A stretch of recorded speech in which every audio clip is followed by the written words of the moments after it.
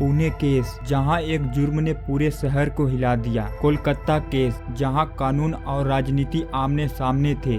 Delhi case, जहां इंसाफ की लड़ाई ने पूरे देश का ध्यान खींचा। आज फिर वैसी ही घटनाएं दोहराई गई है। वही सवाल, वही दर्द, वही न्याय की तलाश। क्या इस बार सच सामने आएगा या फिर इतिहास खुद को दोहराएगा? एक शहर जो अपनी संस्कृति और शांति के लिए जाना जाता है, लेकिन आज एक भयावह अपराध के कारण सुर्खियों में है। हाल ही में हुई रेप की घटना ने न सिर्फ शहर को बल्कि पूरे देश को झकझोर दिया है। आइए पुणे के केस के बारे में डिटेल में समझते हैं।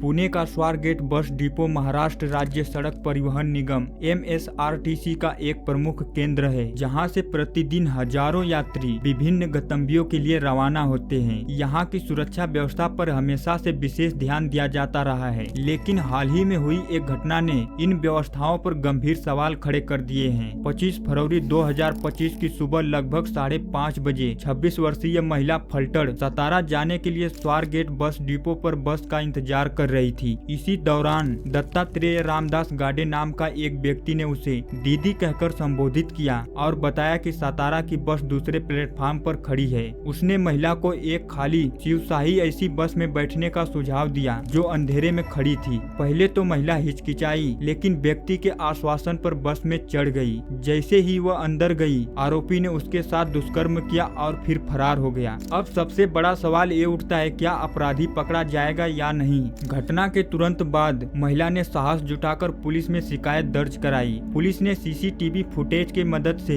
आरोपी की पहचान 36 वर्षीय दत्तात्रेय रामदास गाडे के रूप में की, जिसके खिलाफ पहले से ही चोरी और चेन झपटमारी के मामले दर्ज हैं। आरोपी की गिरफ्तारी के लिए पुलिस ने कई टीमें गठित की है और उस पर 1 लाख रुपए का इनाम भी घोषित किया गया है। जी हाँ, अगर किसी के पास भी इस आरोपी की कोई जानकारी है तो वह तुरंत पुलिस को सूचित करे। पुलिस ने साफ कह दिया है कि सूचना देने वाला का नाम पूरी तरह गुप्त रखा जाएगा, लेकिन सवाल यह है कि एक महिला आखिर कब तक असुरक्षित महसूस करेगी? दत्तात्रेय गाडे पुणे और आसपास के अहिल्यानगर जिले में कई अपराधों में शामिल रहा है। उसके खिलाफ चोरी, लूट और चेन स्नेचिंग जैसे 6-7 आपराधिक मामले दर्ज हैं। 2019 में लूट के एक केस में बेल पर बाहर आने के बाद भी वह अपराध करता रहा। अब यहाँ सवाल प्रशासन पर भी उठेगा। 6-7 आपराधिक मामले दर्ज होने के बावजूद उसे गिरफ्तार क्यों नहीं किया गया? इस घटना के बाद महाराष्ट्र सरकार ने तत्काल कार्रवाई करते हुए स्वारगेट बस डिपो की सुरक्षा व्यवस्था की समीक्षा के लिए एक इमरजेंसी बैठक बुलाई। परिवहन मंत्री प्रताप सरनाईक ने सभी 23 सुरक्षा गार्डों को तत्काल प्रभाव से बदलने के निर्देश दिए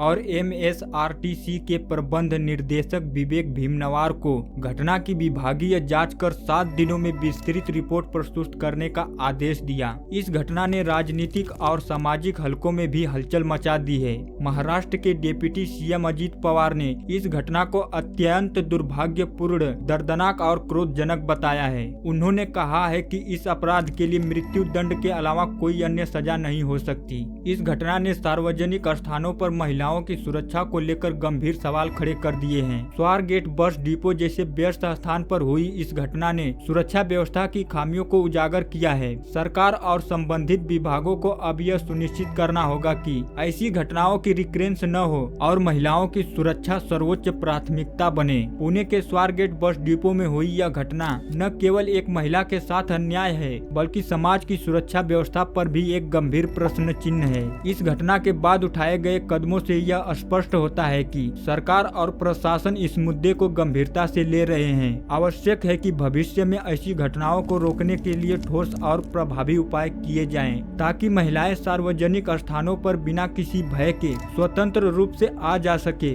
वीडियो अच्छा लगे हो तो शेयर करें और चैनल को सब्सक्राइब जरूर करें।